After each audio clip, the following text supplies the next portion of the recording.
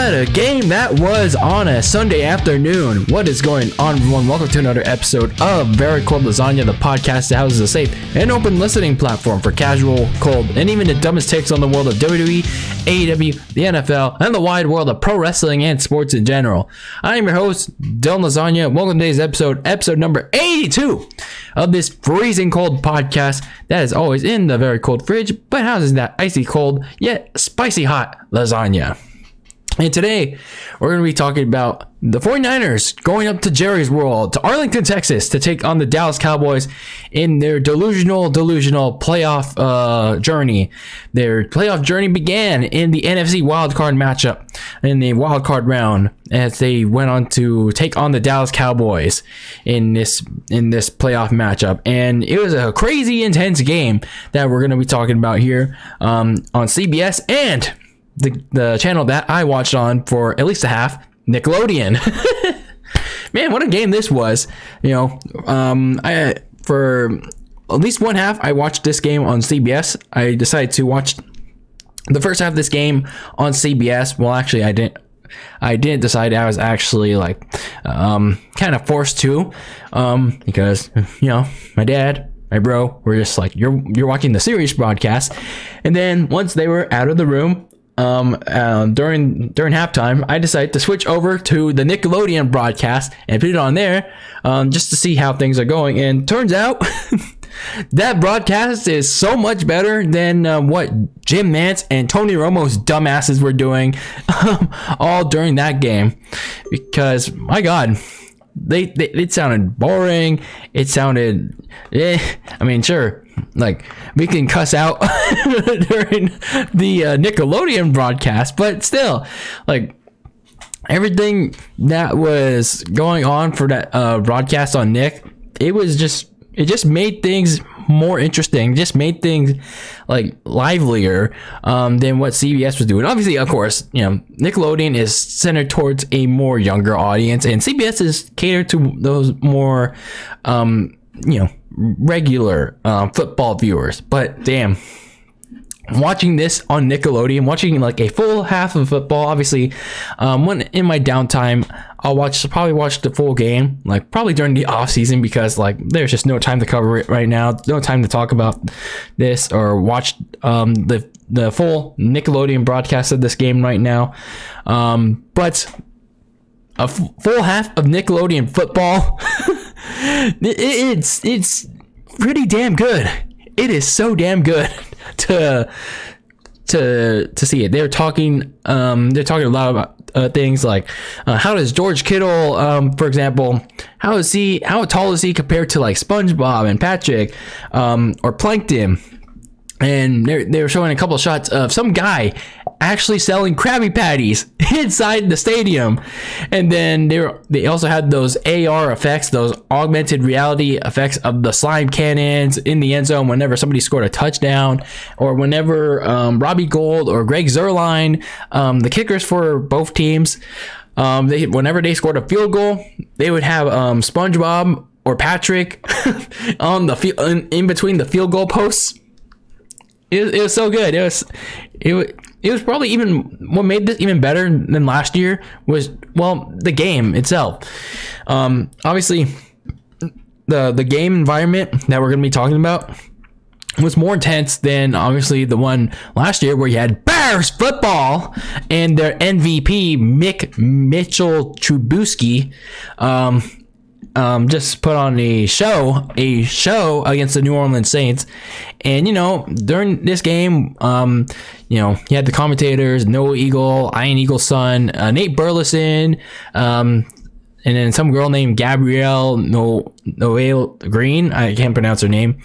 They fed off the energy of the crowd that was finally in attendance. Last year they didn't get to experience that, but this year, I think they fed off that crowd energy. They had more natural conversations in this one than in last year, because I guess they spent the whole year trying to see like how can we make this better, and it paid off. It really paid off.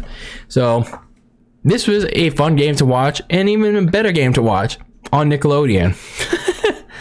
So when we're looking at this game right here, the 49ers heading to this game, they had just fulfilled part of their delusional playoff prophecy last week in Week 18, beating the LA Rams in overtime, mainly part 2, not just their pass rush, but also due to Matthew Stafford choking it in the second half, especially when he threw a interception to K'Wan Williams and then the game-sealing interception to Ambry Thomas that sent the Niners to the playoffs.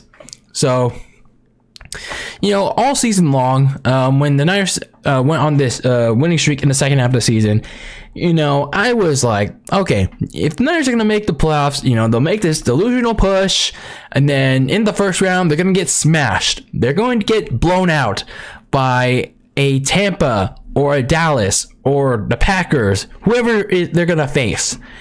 But here in this game, well, they're facing the Cowboys, and this has been an inconsistent Cowboys team that has been so-so on offense in the last 2 months, and it really reared its ugly head in this one for Dallas. Despite having one of their best records, a 12-5 record in the last couple of years, won the NFC East 3 seed, they were, again, inconsistent. They beat up on a Philadelphia team, but then 2 weeks before, they were struggling against Arizona. So you had this, on paper, good offense led by Dak Prescott and a litany of weapons on offense, but yet you were so-so on offense. Meanwhile, for the Niners, you have your own talented offense as well. The only thing holding you back was, your quarterback, Jimmy Garoppolo. So we go into this game, both teams are, trying to get something going, and Niners get the ball first, and then they make an immediate impact. They attack the Cowboys' biggest weakness, and that's the run defense. Elijah Mitchell and Deebo Samuel get the ground running on the ground, and Jimmy G makes some nice passes during this drive, and Elijah Mitchell is the first one to find the slime end zone for the touchdown as the slime cannons went off as the Niners took the early 7-0 lead. And when the Cowboys began their first push on offense, there was no push as the Niners defensive line showed their dominance. They were really bringing the heat on to Dak early in the series. They got to him on the first series, sacking him, forced a 3-and-out, and for the Niners offense, they were trying to push for another touchdown, and they were trying to get something going on offense since that first score, but Kyle Shanahan called a bad play call. They tried to dial up a Deebo screen pass, but it went nowhere. So they had to settle for a field goal. 10-0. Okay, it's still early in the game, but you don't want to get too conservative here. You don't want to get too cute. But you're up 10-0, and guess what? Your pass rush is doing pretty well because they're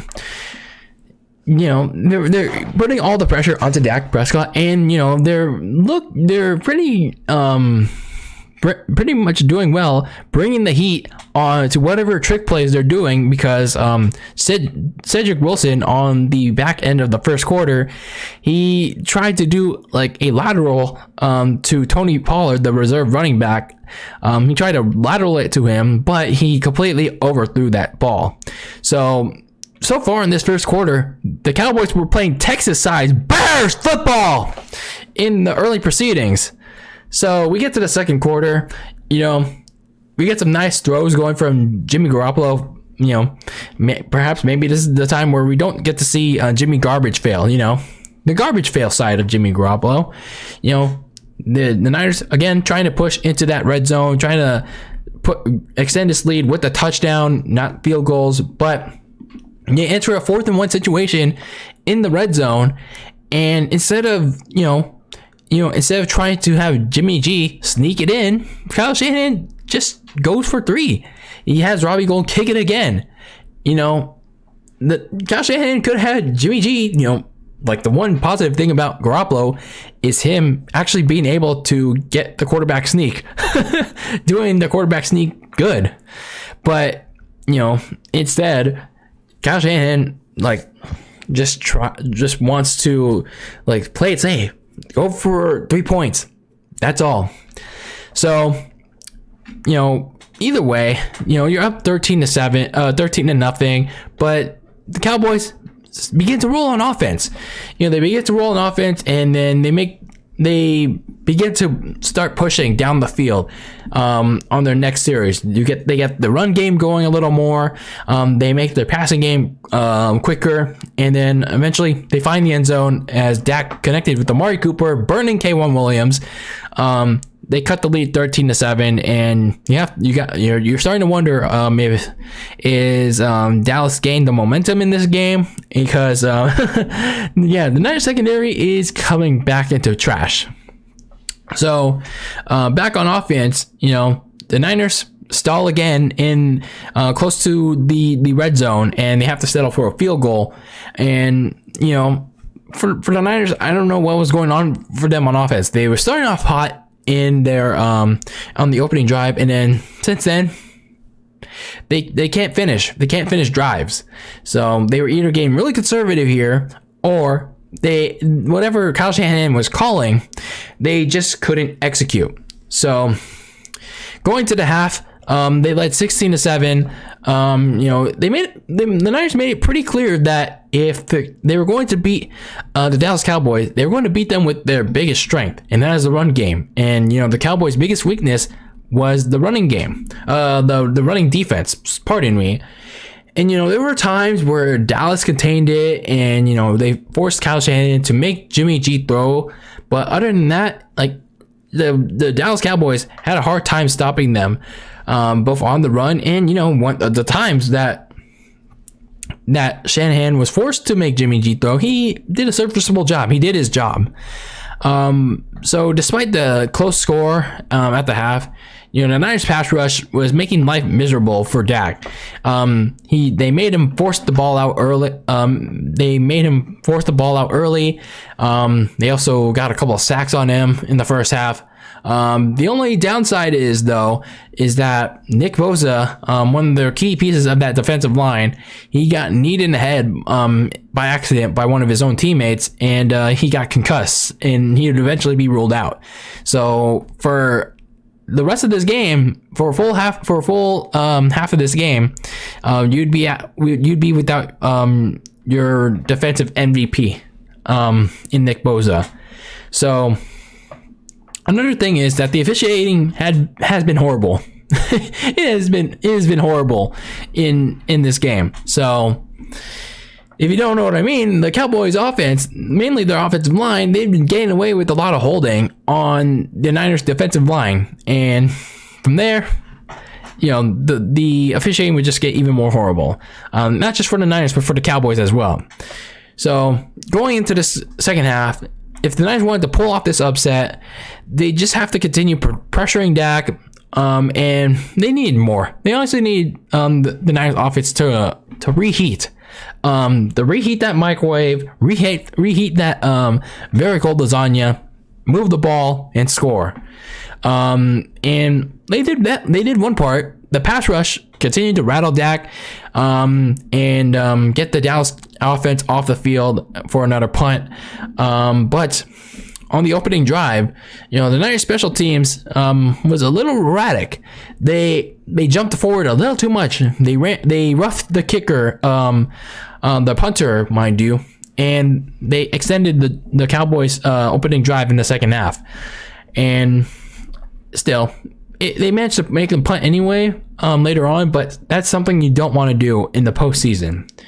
So the offense goes 3 and out on their first series, but the Niners later on get a nice sequence of events going for them when Dak and the offense gets back on the field. DJ Jones gets a big sack on Dak, and then 2 plays later, Prescott threw an interception to K1 Williams, who just scooped it in his arms. And then the offense followed that up with a one-play Deebo Samuel touchdown run to extend the lead 23-7. And, from that point, I thought the route was going to be on. I thought the Niners were going to pile points on and put this game away for good. And, the way the Niners pass rush was wheeling and dealing against this Cowboys offense that's just had absolutely nothing going for them, I thought this would have been a done deal. So instead, they're starting to be cracks for this Niners team. They had two chances actually to put this game away for good. Elijah Mitchell, he got tripped up. He could have had a big gain that could have led to a big touchdown run towards the end of the third quarter. And then Jimmy G just missed a wide open Brandon Ayuk on a big third down pass. Like Jimmy G, it seemed like he was going to go to George Kittle, who was wide open. But then instead, he found Brandon Ayuk, and it seemed like he was very surprised that Brandon Ayuk was wide open. And then he threw it to him, and then he overthrew him. Typical Jimmy garbage fail stuff right there. So then the fourth quarter, it came to light that, it seemed like the 49ers playoff prophecy of, at least part of it was getting smashed in the first round, but it also consisted of them losing. So the part of them losing may have come full circle, as the fourth quarter consisted of, continual choking by the 49ers on all sides, because the Niners managed to get fooled by the Cowboys special teams, as their punter got a fake punt, a punt pass on them. But fortunately for the Niners defense, the Cowboys are just so bad at time management that the Cowboys were just had nothing to follow up on. The Cowboys offense were just wasting so much time. They couldn't get a playoff. They got to delay a game, and they were like, what the fuck do we do? And they had to settle for just 3 points to cut the lead 23-10. So after that clusterfuck by Dallas, here's the thing that really set the tone for Dallas to stage its comeback. Almost comeback. Jimmy Garoppolo became Jimmy Garbage Fail because he threw a costly interception that set the Cowboys offense at midfield, and then picking apart that bad secondary, Dak eventually cashed in on the turnover by waltzing in, running it into the end zone for the touchdown to cut that lead to 6 points, 23-17. And it's like, oh shit. For all those Niner fans that want this delusional push to continue, they're like, fuck. The Cowboys are catching up here, despite all the mistakes that they're making. And now, here we are, making all the mistakes. So back on offense for the Niners, they have to bounce back from that mistake. So they get back to midfield. The thing was, they had to go back and punt this thing as the Cowboys had 2.5 minutes left in all 3 timeouts. Here's the thing. The Cowboys got to midfield, but then they made even more mistakes. One of the offensive linemen got called for holding, and Dak Prescott yet again got sacked by the relentless 49ers pass rush. And the Dallas Cowboys tried to go for one more gasp. It seemed like it would be their last gasp. Dak Prescott welted under the pressure again. He just heaved it to his receiver, Cedric Wilson, but he couldn't haul in that slight overthrow by Dak. And, it seemed like the 49ers defense got an understop on the Cowboys.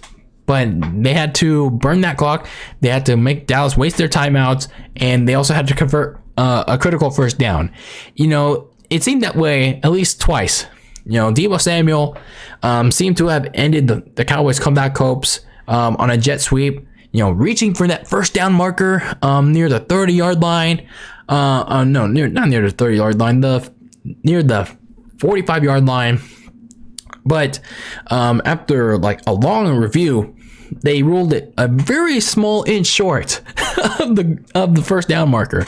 And then when Jimmy G had to go ahead and sneak this thing, ref ball absolutely bailed out the Cowboys because they decided that Trent Williams just spinning around, moving to a different spot at the line was considered false start. He literally just moved, span, and then moved to another spot of the offensive line. Like, how is that a false start? How is that considered a false start? Like, really? If he flinched a little, then yes, that was a false start. But him literally just spinning out and then going to a different spot of the offensive line and then getting set, that's a false start. Like, what kind of crack are we smoking here? What drugs were the NFL officiating crew on today? So anyway, the Niners had to punt it back, because they weren't going to try to convert that with giving that much field to Dallas, and the Cowboys had one more chance, especially for their recently crowned MVP, the Nickelodeon valuable player, Dak Prescott. The MVP had no timeouts, and then the Cowboys were getting some short sidearm passes towards the sideline, going for them. And then when they get to midfield, they made some really questionable decisions. They really made a really odd choice here. On a third down, and you had to get to the 30-yard line, so you can have some reasonable distance to try to get a touchdown throw in. Dak Prescott decided to run it down the middle. He got a big gain, sure, but then you only had less than 20 seconds to go and not very much time to spike the ball down. And then when you slide down to, I think it was about the 30-yard line, and you have less than 6 or 5 seconds to go, you tried to get set, you tried to spike this damn ball, and then all of a sudden the referees bumps into Dak, and then Dallas just gets costed valuable seconds from spiking the ball, and the Niners go on to win this game 22-17. Damn. I'm a Niners fan, but damn, Dallas kind of got screwed here. They really got screwed. From getting one last possession. But then, if you think about it, why did Dak decide to run it down the middle? Why wasn't his first instinct to get that big gain? But then once he got a little bit of that big gain, go to the sideline. Why didn't he go to the sideline and stop the clock? Why did he naturally just slide down and then waste more time? That's what I don't get. That's what I really don't get.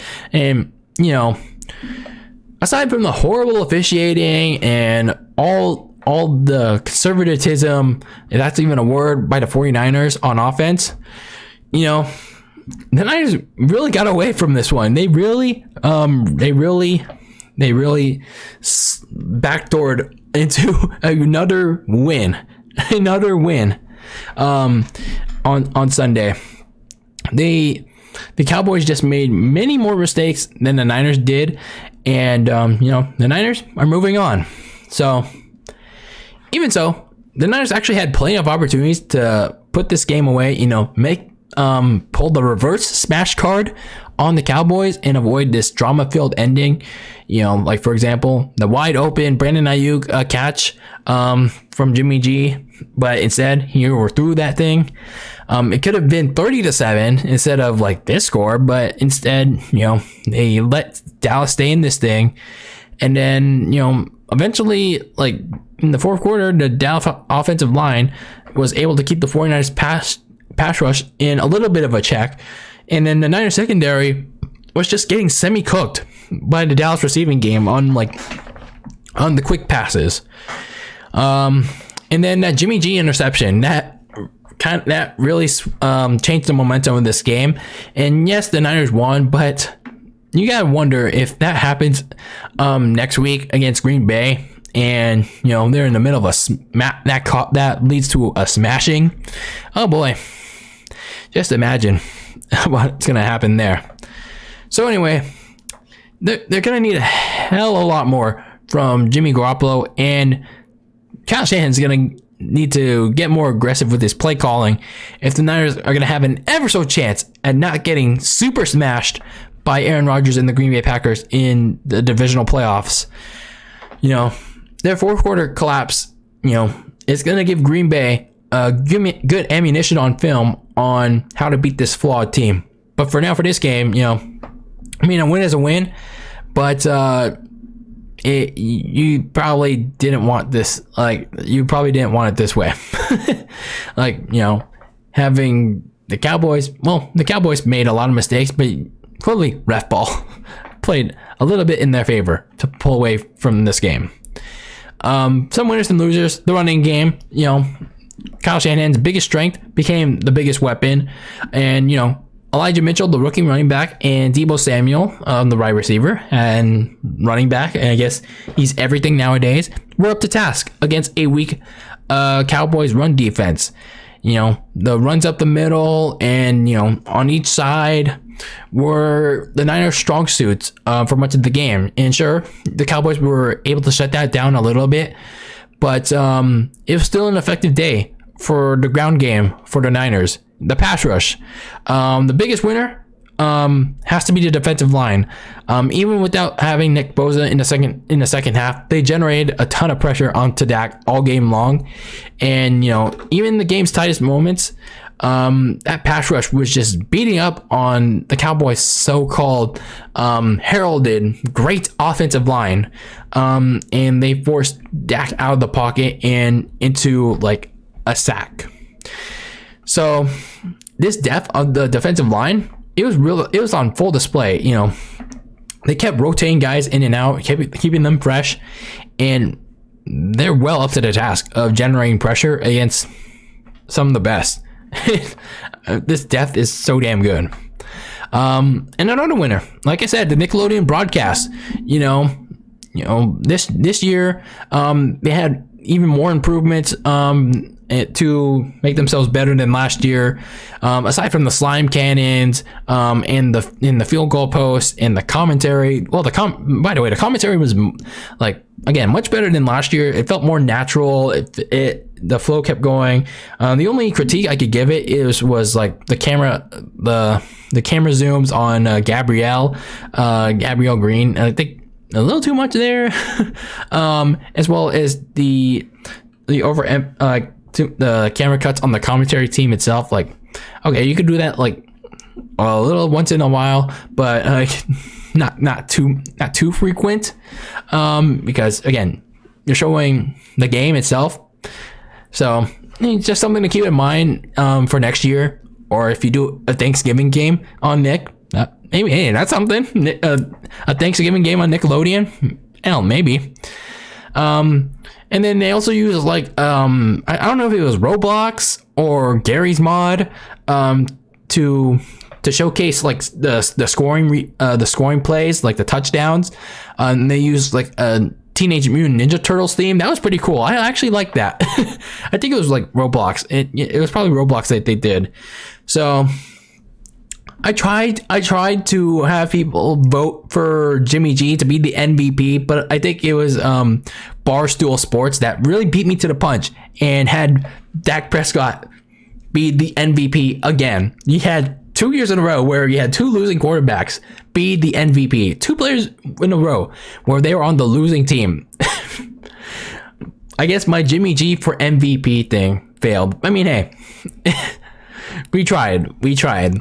So maybe next year, in next year's wild card game, we'll have an actual actual player on the winning team win the MVP. So it is what it is. But this Nickelodeon broadcast of the wild card game, really good this year, really good.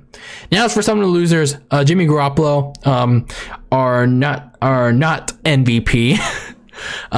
Maybe he will be on NFL Slime Time on Wednesday. So he made some good throws for most of the game. He did what he needed to do. But it was what he did in the fourth quarter and that's why he's on this shit list of losers. It was the interception in the fourth quarter. It was blatant. It was stupid. He should have just thrown it out of bounds. And he almost cost the Niners the game. Had it not been for Dallas's own stupidity and ref ball playing into as factors. For the Niners going into this game and into their delusional playoff push, it was going to be about whether or not Jimmy G can limit the mistakes. And, the interception, again, nearly cost him this game. And, if he kept on trying to throw that thing really high and, another low throw to George Kittle, and one that he seemed like he fumbled, but then it was ruled that the throw was low enough to be considered incomplete, that it actually the ball dropped on the ground in the fourth quarter. Like, mistakes like that are going to be things that cost the 49ers in the next round. And if they even get further, if they even get past Green Bay.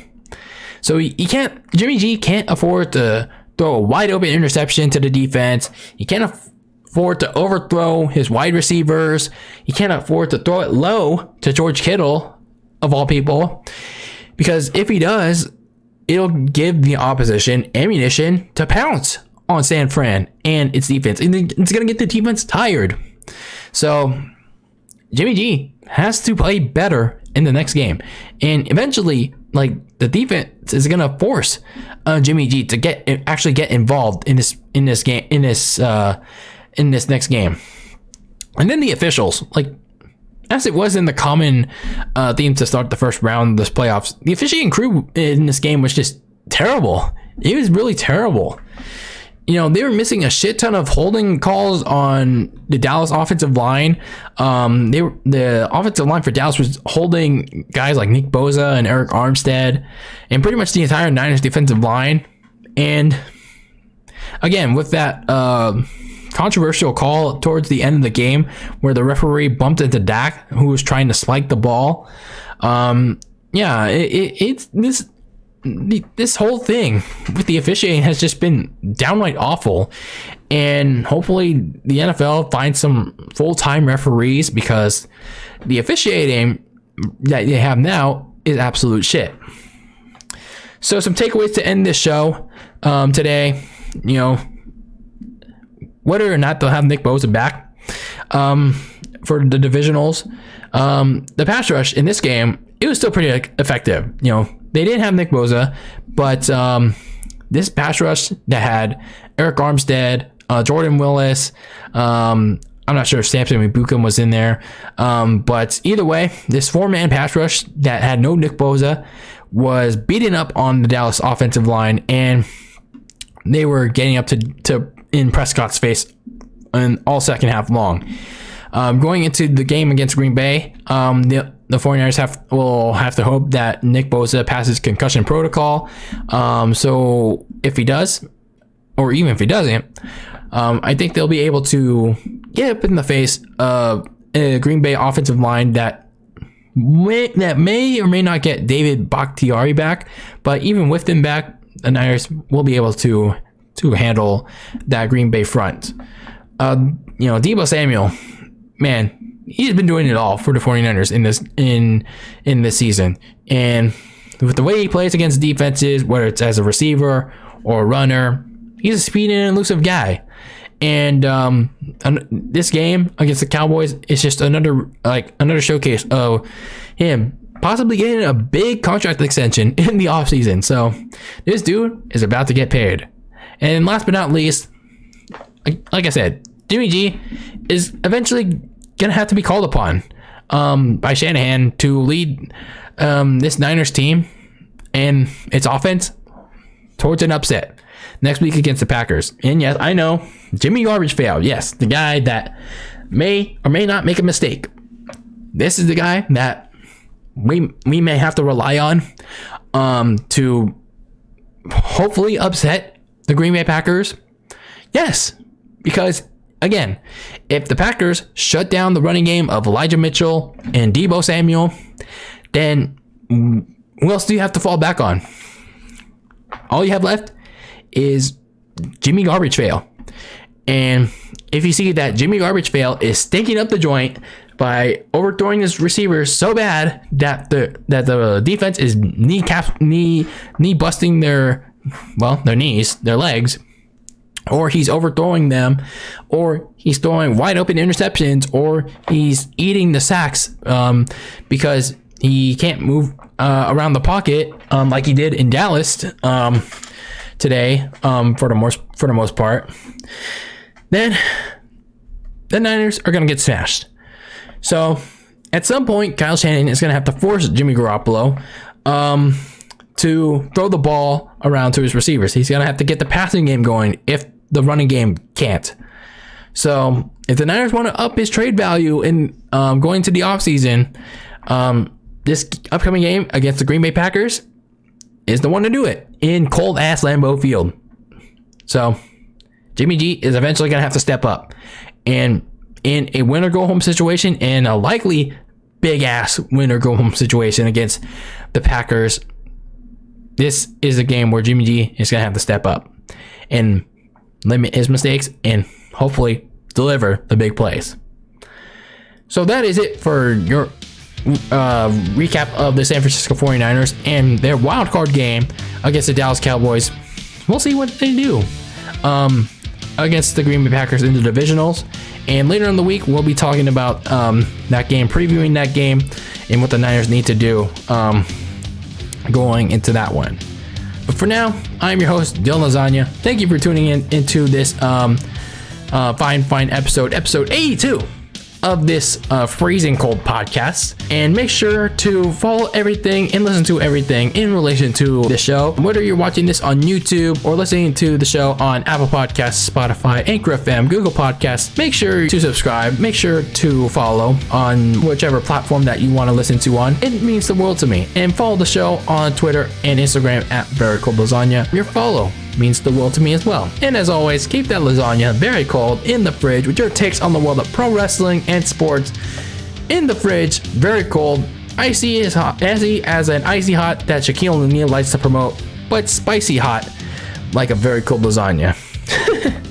Anyway, everyone, until next time, peace out.